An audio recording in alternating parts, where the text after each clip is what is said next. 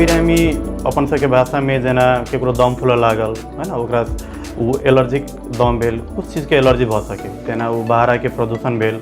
वा बीड़ी सिगरेट से पीलक ओकरा सबके, वा कोनो घर भीतर के कोनो भी डस्ट सब भेल, तेना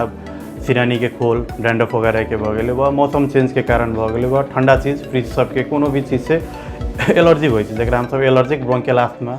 केकरो एलर्जिक ब्रोंकाइटिस वा एलर्जिक कफ कहल जाए। एकर मेन डायग्नोसिस रोग पता लगवा लगे हमरा सबके मेन ओकर हिस्ट्री होइ छै, टिपिकल हिस्ट्री बिरामी देलक, ओहिके बाद एगो जाँच करे के एगो मशीन अभी छै जकर सबके हमर सबके भाषा में स्पायरोमेट्री कहै छै, ओकरा पल्मोनरी फंक्शन टेस्ट कहै छै, वैसे हम सब सेपरेट डायग्नोज कर सकै छी जे ई दम है कि न है। अपने के रोग डायग्नोज कर पड़ले, अहाँ के खोती है, लंबा समय से दम फूल रहा है, तो अपने डॉक्टर के जो नजदीक भाई डॉक्टर फिजिशियन ओकरा भेट पड़ले,